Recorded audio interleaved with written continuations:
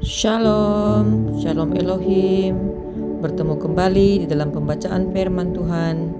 Hari ini kita akan membacakan firman Tuhan yang terdapat di dalam Yohanes bab yang ke-10 ayat yang ke-22 di bawah tajuk Yesus ditolak oleh orang Yahudi sehingga ayatnya yang ke-38. Firman Tuhan yang hidup dan berkuasa. Di dalam nama Tuhan Yesus Kristus berbunyi demikian. Tidak lama kemudian, tibalah hari raya pentabisan Bait Allah di Yerusalem. Ketika itu musim dingin, dan Yesus berjalan-jalan di Bait Allah di serambi Salomo. Maka orang-orang Yahudi mengelilingi dia dan berkata kepadanya, "Berapa lama lagi engkau membiarkan kami hidup dalam kebimbangan? Jikalau engkau Mesias, katakanlah terus terang kepada kami." Yesus menjawab mereka, "Aku telah mengatakannya kepada kamu, tetapi kamu tidak percaya. Pekerjaan-pekerjaan yang kulakukan dalam nama Bapa-Ku, itulah yang memberikan kesaksian tentang Aku. Tetapi kamu tidak percaya, karena kamu tidak termasuk domba-domba-Ku. Domba-domba-Ku mendengarkan suara-Ku, dan Aku mengenal mereka, dan mereka mengikut Aku. Dan Aku memberikan hidup yang kekal kepada mereka, dan mereka pasti tidak akan binasa sampai selama-lamanya, dan seorang pun tidak akan merebut mereka dari tanganku. Bapa-Ku yang memberikan mereka kepadaku lebih besar daripada siapapun, dan seorang pun tidak dapat merebut mereka dari tangan Bapa. Aku dan Bapa adalah satu." Sekali lagi, orang-orang Yahudi mengambil batu untuk melempari Yesus. Kata Yesus kepada mereka, "Banyak pekerjaan baik yang berasal dari Bapa-Ku yang kuperlihatkan kepadamu. Pekerjaan manakah di antaranya yang menyebabkan kamu mau melempari Aku?" Jawab orang-orang Yahudi itu, "Bukan karena suatu pekerjaan baik maka kami mau melempari engkau, melainkan karena engkau menghujat Allah, dan karena engkau sekalipun hanya seorang manusia saja menyamakan dirimu dengan Allah." Kata Yesus kepada mereka, "Tidakkah ada tertulis dalam kitab Taurat, Aku telah berfirman, kamu adalah Allah?" Jikalau mereka kepada siapa firman itu disampaikan disebut Allah, sedang kitab suci tidak dapat dibatalkan, masihkah kamu berkata kepada Dia yang dikuduskan oleh Bapa dan yang telah diutusnya ke dalam dunia, engkau menghujat Allah? Karena Aku telah berkata, Aku anak Allah.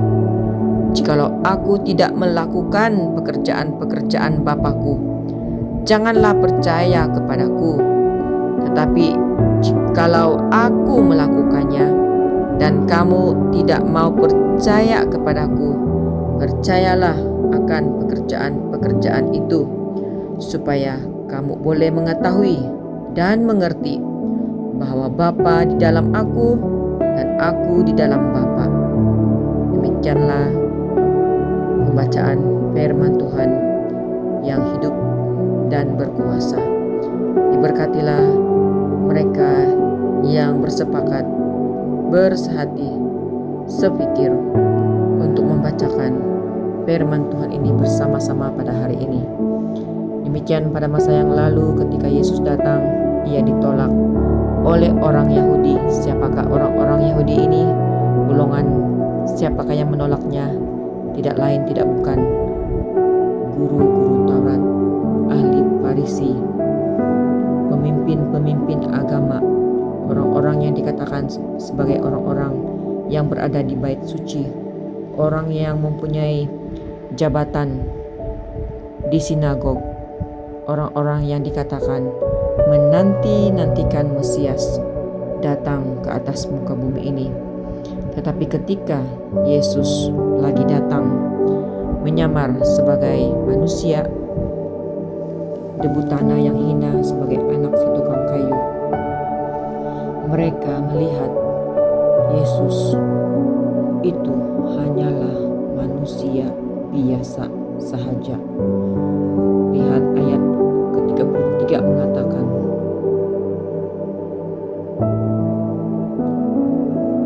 hanya seorang manusia saja menyamakan dirimu dengan Allah. Mereka tidak melihat Roh Kudus yang berdiam di dalam diri Yesus pada waktu itu. Bahkan mereka sangat buta. Mereka tidak mengenal pekerjaan-pekerjaan Allah Bapa di surga.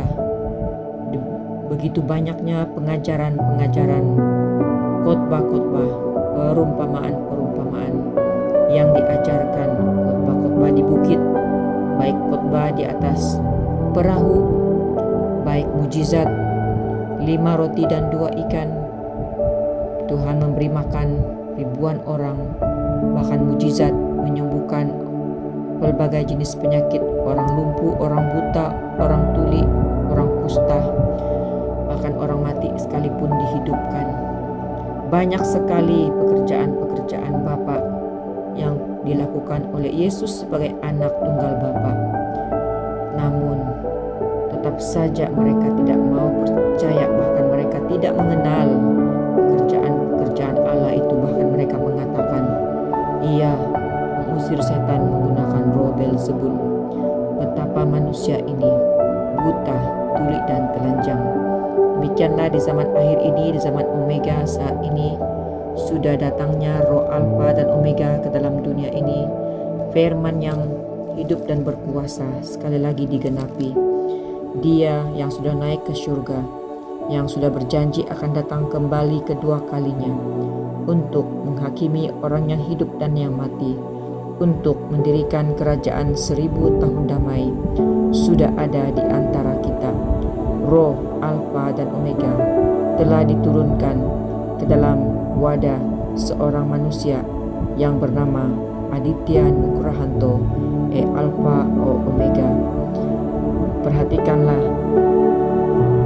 pekerjaan-pekerjaan apakah yang dilakukannya pada saat ini, di mana ia bukan saja turun sendirian, tapi bersama dengan Roh Bapa Surgawi, bersama dengan Roh Kudus, Roh kebenaran, 3 pribadi yang esa. Mereka mengerjakan pekerjaan yang sama. Mereka menyatu di dalam suatu kesatuan ilahi. Oh haleluya, mereka menyatakan sinar kemuliaan ilahi. Mereka membawa turun cahaya kemuliaan Tuhan, terang yang sejati, terang yang abadi, untuk masuk ke kerajaan kekal, yaitu kerajaan 1000 tahun damai. Karena apa? Karena dunia ini sudah berada di dalam kegelapan. Dunia ini telah dikuasai oleh si penguasa dunia ini, yaitu si ular naga tua. Itulah yang dilakukan oleh Roh Alfa dan Omega pada saat ini, mengalahkan si ular tua naga itu. Bahkan ia mengajar anak-anak kesayangannya bagaimana harus lolos daripada dunia yang gelap ini. Namun tetap saja ia dihina, ditolak, diolok oleh golongan-golongan cucu, buyut, keturunan orang-orang Yahudi yang mengaku pintar tentang firman Tuhan tetapi tidak mengenal Roh Alfa dan Omega. Marilah kita mengenal Dia di detik waktu akhir ini, karena Dia sedang menghakimi dunia yang gelap ini. Shalom, Shalom Elohim. Tuhan Yesus Kristus memberkati roh, jiwa, dan tubuh kita untuk mengenal pribadi, ketiga pribadi yang esa yang sudah datang ke dalam dunia ini. Amin. Amin. Amin. Amin.